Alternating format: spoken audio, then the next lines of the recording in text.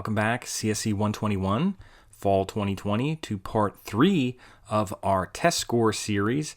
And this one, we're going to make a file called testscore4c, and we're going to introduce a counter, which will basically count something and increment as we go. Now, we're not going to add up our points quite yet, meaning we're not going to have a counter that's going to count up our points, but all we're going to do here is identify our test. So we're just going to identify so that it says test number 1, test number 2, test number 3.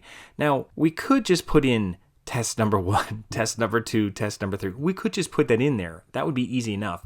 But the idea is what if we had 20 tests? What if we had 30 tests? We don't want to keep changing that every time. Changing variables and changing things is where errors start to pop up. The minute you have to go and I have to change this line, I have to change that line. How many times have you forgot to save as something and you started making changes, or you copied a file and you forgot to do something?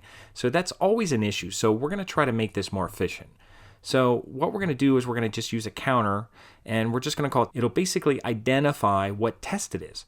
So what I'm going to do, I'm going to put these together since these go with these variables, and I'm going to put my variable up here, and I'm just going to call it test.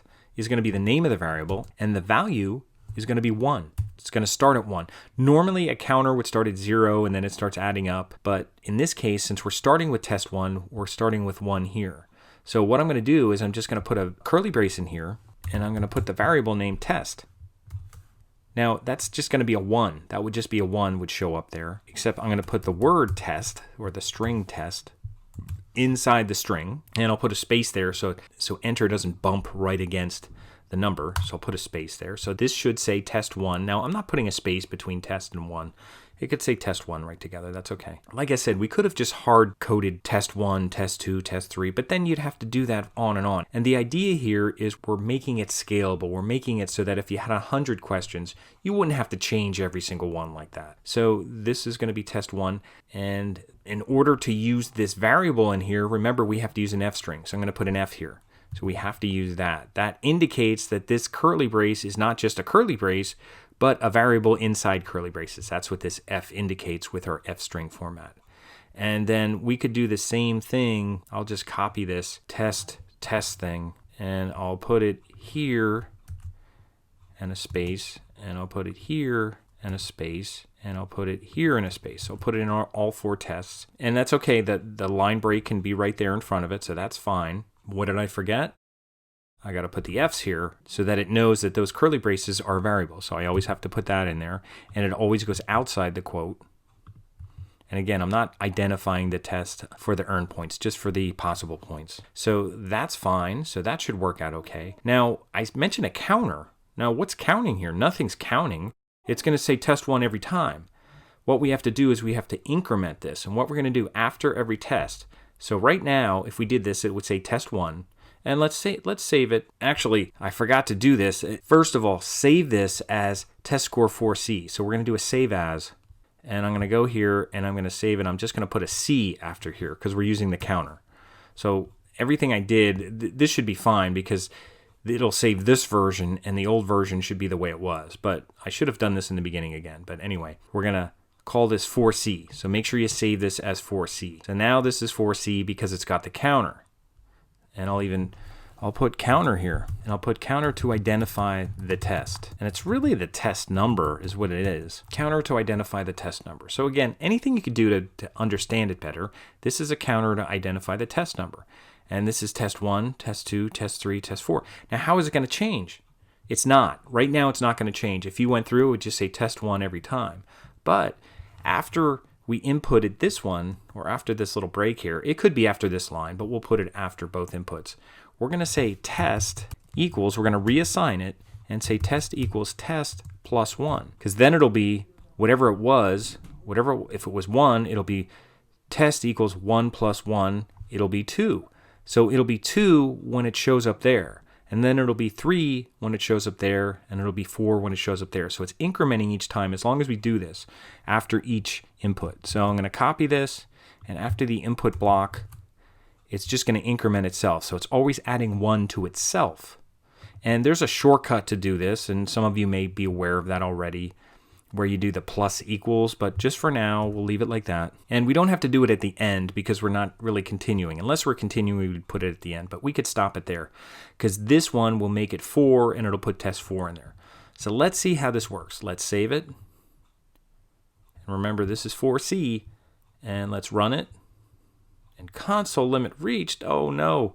If you want to close out any consoles, just go over here, and I go to my drop down here and I right click, or I control click on my laptop and open a new tab, and I'll just go over here just so I don't get out of my files, and I'll just close these up. They're from the other files that I was working on. Now I'm going to run it, and it says test 1, enter possible points. Oh, okay. I'll put in 50, and I did really bad on this one. And then it says test 2, enter possible points. Let's see, this one was only worth 40 points, but I got a 30, so I did a little better. And then the next one was worth 100 points. This is the midterm, and I got a 60. So I'm doing okay, I think. It all depends on the last one, test 4. And let's see, I don't have a space here. I guess I forgot a space in there. I'll have to fix that. That's where it's missing that spacer. That's why that's running together. There's a space here. So I'll put in, let's see, this one was another 50 pointer, and I really buckled down on this one. I don't know if you young folks are used to a term like buckle down. I used to say that when I was little. You better buckle down, mister. But anyway, I buckled down here, and I got a 47. And let's see what I got here. I got a 67.5. Hey, I got a C at least. Or wait a minute, what's a 67? No, I got a D. But it's a high D. It's almost a D plus. Although we don't have D pluses, but it's almost a D plus, so that's not bad. I just got a little bit to go to get a C. So that worked out. And, you know, now that I went through this, I could see, oh, I need a space here. And that worked. So that counted them up. And you could even do this. We'll do this one last thing here, and then we'll move on to part 4. Is down here at the bottom in our output, it says you receive a, I should put received. I don't know why I keep leaving it received. You received a, and then in the middle of the string, I'll put on test in curly braces. I'll put test. We're going to use the same variable. We're going to use this variable up here, test, and then I'll put tests. And it could be assignments or whatever, and I'll put a period.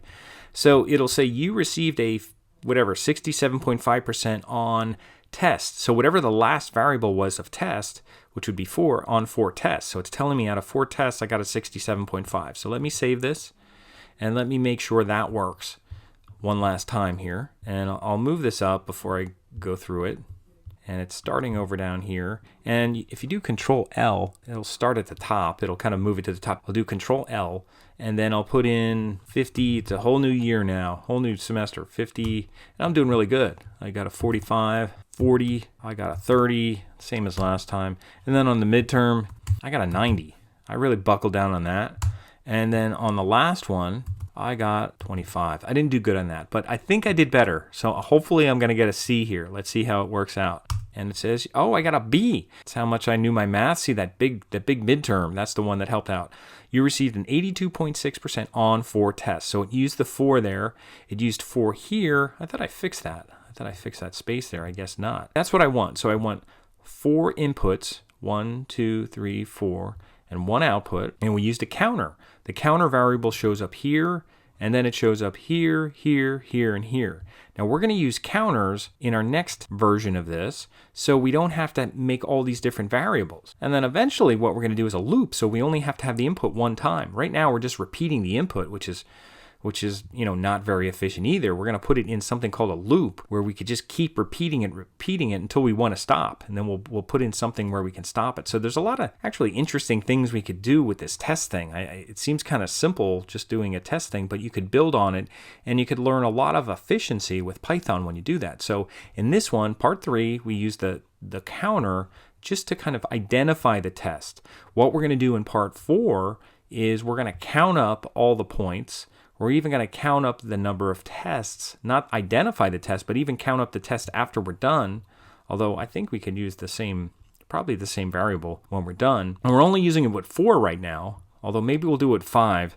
So that way we could call it, test score 5 or something, just to kind of keep us from getting too confused here. So that'll be in part 4, where we're going to start adding some more counters in here of our test score exercise.